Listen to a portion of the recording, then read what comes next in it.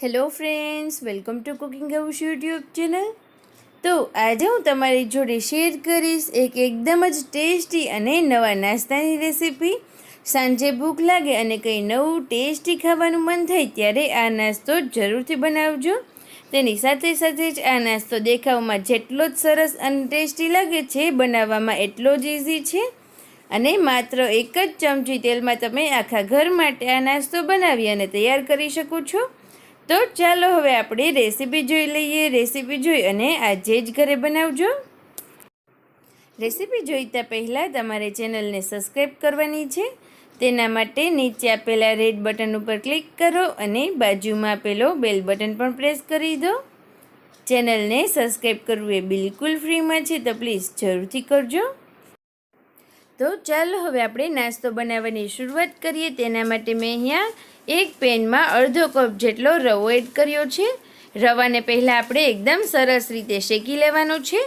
રવો ખાવામાં અને પચવામાં બંને રીતે હળવો હોય છે અને રવાની રેસીપી જે બનાવીએ તે ખૂબ જ જલ્દી બની જાય છે. તો આ નાસ્તો જરૂરથી ટ્રાય કરજો. રવો સરસ રીતે શેકાઈ જાય ત્યારબાદ આપણે તેમાં પાણી એડ કરીશું.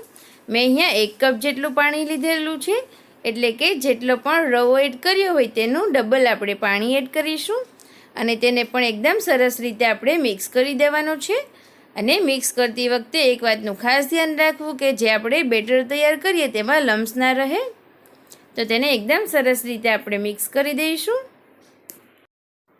તો તમે જોઈ શકો છો આપણો રવો એકદમ સરસ રીતે કૂક થઈ ગયો છે. તો આપણે તેને હવે એક બાઉલમાં કાઢી લઈશું. જો રવો બહુ ગરમ હોય તો આપણે તેને થોડી વખત રેસ્ટ કરવા દેવાનો.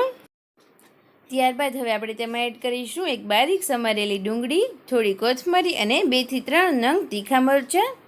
ત્યારબાદ હવે મસાલાઓ કરી લઈએ. તેના માટે 1 ચમચી મરી પાવડર, 1 ચમચી જેટલા ચીલી ફ્લેક્સ, 1 ચમચી મીઠું, અડધી ચમચી જેટલી હળદર, 1 ચમચી ધાણા જીરું અને 1 ચમચી જેટલો આપણે લાલ મરચું પાવડર એડ કરીશું. અને અહીંયા મેં 1 ચમચી જેટલો ગરમ મસાલો પણ લીધેલો છે. હવે આપણે બધા જ મસાલાઓને એકદમ સરસ રીતે મિક્સ કરી દઈશું. તો હવે તમે જોઈ શકો છો બધું જ સરસ રીતે મિક્સ થઈ ગયું છે. તો આપણે હાથમાં આ રીતે થોડું તેલ લગાવી દઈશું અને આપણે જે પાટલો હોય તેના ઉપર જે આપણે ડો તૈયાર કર્યો છે તેને બિલકુલ આ રીતે રોલ કરી દઈશું. અને એકદમ પતલો પણ નહીં અને મોટો પણ નહીં, એ રીતે રોલ કરવાનો છે. અને ત્યારબાદ હવે આપણે ચપ્પુની મદદથી એકદમ મીડિયમ સાઇઝનું તેને કટ કરતા જઈશું, બિલકુલ આ જ રીતે. જો તમારે ચપ્પુની જગ્યાએ જે કટર હોય તેનો ઉપયોગ કરવો હોય તે પણ કરી શકો છો. આ પ્રોસેસ કરવાથી જે તમારે રોલ કે કોઈ પણ શેપ આપવો હોય તેનો સમય બચી જશે. અધરવાઇઝ જો તમારે તેને રાઉન્ડ શેપ આપવો હોય, ટિક્કીનો શેપ આપવો હોય કે સ્ક્વેર આપવો હોય એ પણ આપી શકાય. પરંતુ આ કરવાથી, આ પ્રોસેસ કરવાથી તમે ખૂબ જ જલ્દીથી તેને વાળી શકો છો. હવે આપણે સેમ એવી જ રીતે બધા જ લોટમાંથી આ રીતેના પીસીસ કટ કરી લઈશું. તો તમે જોઈ શકો છો રવાના બધા જ આ રીતેના પીસીસ આપણે વાળી અને તૈયાર કરી લીધા છે.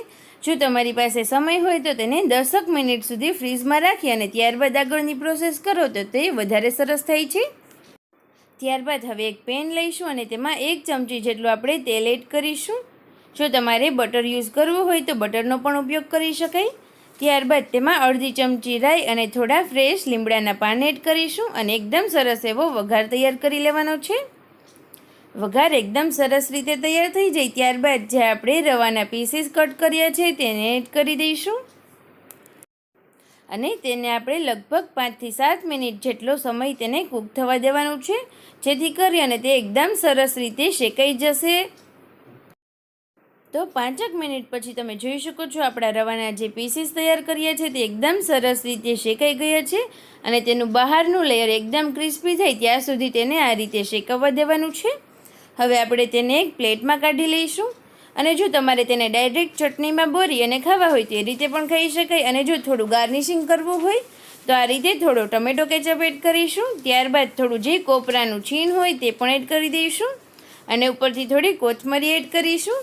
તો તૈયાર છે આપણો ખૂબ જ જલ્દી બનતો અને એકદમ હળવો નાસ્તો, જે ખાવામાં જેટલો ટેસ્ટી લાગે છે બનાવવો એટલો જ ઇઝી છે. તો આ રેસીપી જોઈ અને આજે જ ઘરે ટ્રાય કરજો. અને તમને મારી રેસીપી કેવી લાગી તે પણ મને કમેન્ટ કરીને બતાવજો.